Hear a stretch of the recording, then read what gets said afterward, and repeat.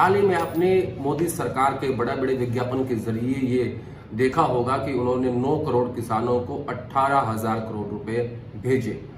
ये प्रधानमंत्री किसान सम्मान निधि योजना है जो 2019 के लोकसभा चुनाव से पहले शुरू की गई थी, जिसमें जिन किसानों के पास 2 हेक्टेयर से कम जमीन है उन्हें साल में 3 किस्तों में 2,000 रुपए की एक किस्त दी जाएगी और कुल 6,000 रुपए सालाना उन्हें सहायता प्रदान की जाएगी प्रधानमंत्री किसान सम्मान निधि के तहत।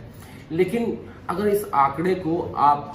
एक सदस्य के रूप में जानेंगे कि परिवार में 2011 के मतगणना के मुताबिक औसतन परिवार में 5 सदस्य बताए गए हैं कि होते हैं। अगर हम ये समझें कि 9 करोड़ किसान और 18,000 करोड़ रुपए अगर उनको दिए जाते हैं तो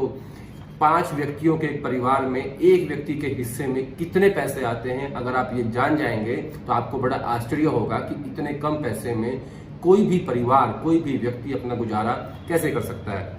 2011 की जनगणना के मुताबिक एक परिवार में 5 सदस्य होते हैं। अब अगर 18,000 करोड़ रुपए 9 करोड़ परिवारों में बांटे जाए तो हर परिवार को 2,000 रुपए मिलेंगे, यानी 6,000 रुपए की 3 किस्तों में उन परिवारों को दिए जाएंगे जिनके पास 2 एकड़ से कम जमीन है।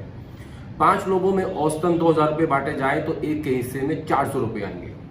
और अगर इसको आसान भाषा में मैं कहूं तो परिवार के एक व्यक्ति को 13 रुपए 33 पैसे प्रतिदिन खर्च करने के लिए मिलते हैं। ऐसे में आप सोच लीजिए कि 13 रुपए 33 पैसे प्रतिदिन में कोई भी व्यक्ति अपना खाना, दवाई, कपड़े और जो बाकी खर्चा उसको कैसे उठा पाएगा। इसके अलावा इन 9 करोड़ परिवारों में, हालांकि सरकारी आंकड़ा ये भी कहता है कि इन ये जो किसान हैं इनकी संख्या लगभग 15 करोड़ के आसपास बैठती है, लेकिन सरकार सिर्फ 9 करोड़ किसानों को ही इस प्रधानमंत्री किसान सम्मान निधि के तहत 2,000 रुपए की 3 किस्तों में 6,000 रुपए सालाना भेज रहा है। लेकिन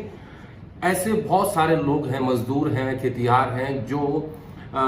जिनके पास जमीन नहीं है, जो इन खेतों में, जो दूसरों के खेतों में काम करते हैं, अगर उनको भी जोड़ा जाए तो ये संख्या बहुत ज्यादा बढ़ जाती है, क्योंकि देश में खेती करने वालों की 54% संख्या है, जिसमें जिनके पास जमीन है वो भी शामिल है, जो खेतिहर हैं, जो मजदूर हैं वो भी शामिल हैं। तो ऐसे में आप सोचिए कि इतनी बड़ी योजना के ऊपर इतना ज्यादा विज्ञापन के करोड़ों रुपए खर्च होते हैं, और इस बार तो उसको एक इवेंट के तौर पर पेश किया गया, क्योंकि दिल्ली के अलग अलग बॉर्डर्स के ऊपर किसान 3 बिलों को लेकर धरना प्रदर्शन कर रहे हैं, मांग कर रहे हैं कि इनको वापस लिया जाए। लेकिन उनके बीच में ही जब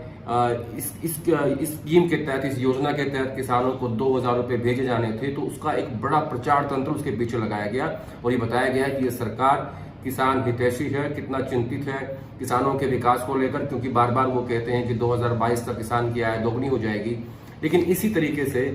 जब इस प्रधानमंत्री किसान सम्मान निधि का सच आप जानेंगे तो 9 करोड़ किसानों को जो 18,000 करोड़ रुपए दिए जाते हैं साल में 3 किस्तों में, उसमें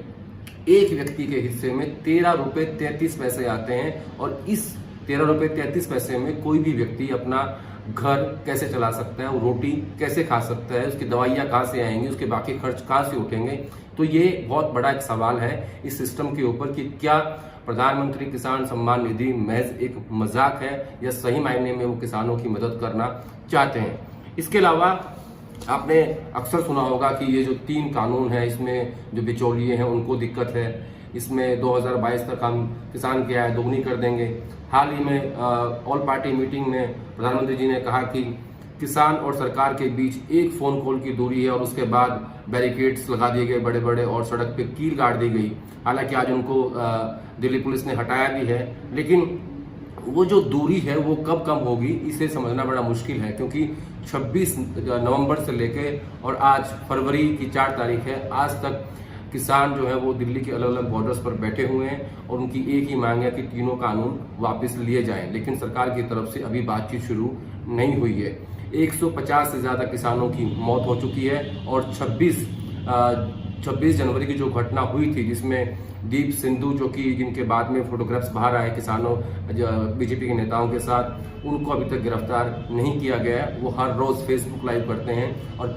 दिल्ली पुलिस को अभी तक ये नहीं पता कि दीप सिंधु कहाँ से वो फेसबुक लाइव कर रहे हैं। लेकिन इन सब के बीच में जो बड़ा सवाल है वो ये है कि क्या प्रधानमंत्री किसान सम्मान निधि में 9 करोड़ किसानों को 18,000 करोड़ रुपए देकर, जो कि एक परिवार में 5 सदस्य 2011 की मतगणना के मुताबिक हैं और एक व्यक्ति के हिस्से में 13 रुपए 33 पैसे से अपना गुजारा कैसे कर सकता है।